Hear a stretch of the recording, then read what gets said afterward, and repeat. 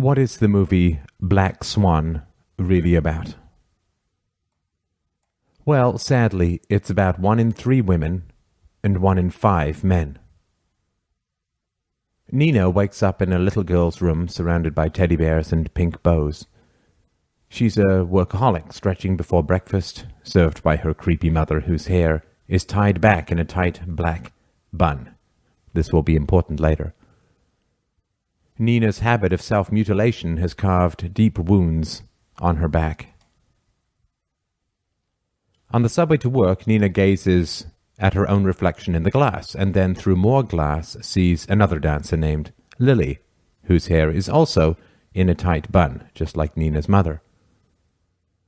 Lily tucks her hair behind her ear, and we see Nina making exactly the same gesture, indicating that Lily is, to some degree, a part or side of Nina's mind, strongly associated with, or directly derived from, her own mother.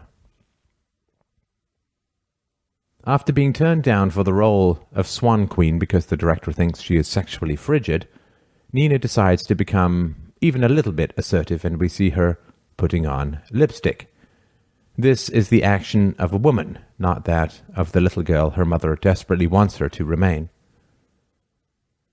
This timid foray into adult sexuality turns violent when Nina viciously bites the director who kisses her. This aggression lands Nina the role of Swan Queen, sexual, intense, and predatory. Nina's mother constantly infantilizes her, as in the scene where Nina goes home and sees her mother's creepy shrine to her, and her mother's youthful portrayal mixed up with her own pictures. This no-boundary ego-blurring causes Nina to self-mutilate even more viciously. The infantilization occurs again when Nina refuses a too large piece of cake. Her mother threatens to throw the entire dessert into the garbage, breaking down Nina's resistance. The mother then feeds her like an infant, causing Nina to run to the bathroom and start ripping pieces of her fingers off. Her director asks Nina if she has a boyfriend, and she says she's had boyfriends but nothing serious. He then asks if she is a virgin, and she says no. This is also important. Nina reluctantly takes her brutish director's suggestion to loosen up and be less puritanical. She tries to masturbate, but is interrupted when she sees her mother sleeping in a chair by her bedside. Her budding sexuality is once more crushed by maternal intrusion. Later, Nina tries to masturbate again in the bathtub, but is interrupted by the image of dripping blood, and suddenly sees Lily leaning over her bath. Lily's hair is now down, just like Nina's mother in the previous scene. Nina realizes that the blood in the water is coming from her own self-mutilation, which has been occurring unconsciously during her sexual arousal. One hand masturbating, the other hand gouging her own flesh, neither aware of what the other is up to. A terrifying manifestation of psychological dissociation. Nina's interrupted and dissociated masturbating once again leads to violent self-mutilation, and shortly afterwards, on the subway, an older man fondles his genitals while leering at her. This represents the awakening memories of childhood sexual abuse that accompanies growing sexual desire as an adult. In a quiet, intense scene, Nina's mother then reveals that she was a chorus dancer, just like Lily, but was seduced by a director and abandoned dancing to give birth to Nina. Nina flees from her claustrophobic mother with Lily, ending up at a bar where she gets drunk and drugged, a typical Dionysian Apollonian split between frigid sexlessness and squalid promiscuity. When her mother demands to know where she has been, Nina claims to have been with 2 men and, quote, fucked them both. Now, this scene is eerie because Nina's mother is completely unaware that Lily is in the room.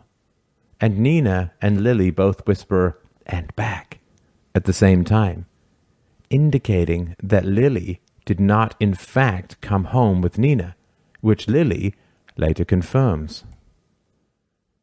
Nina and, quote, Lily then have sex, but this is impossible since Lily is not there. Thus, if Nina did have sex that night with a woman, it must have been with the only other woman in the apartment, her mother. So, what is really going on in this movie? Well, the movie continually points towards Nina's early sexual abuse, most likely at her mother's hands.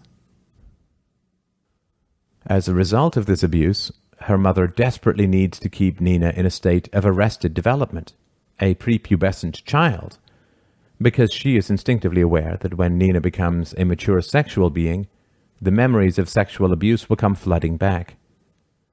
Controlling the victim through infantilization is a common tactic of abusers. Although this abuse is constantly hinted at, and the character of Nina is a textbook case of an adult survivor of childhood sexual abuse, it is never explicitly revealed. The abuse is only evident in the pathology, not in a confession, revelation, or confrontation. This silence seals Nina's fate, be it madness or death. Knowledge is repressed out of guilt. The blame is never placed on the abuser, and the true self drowns in shame.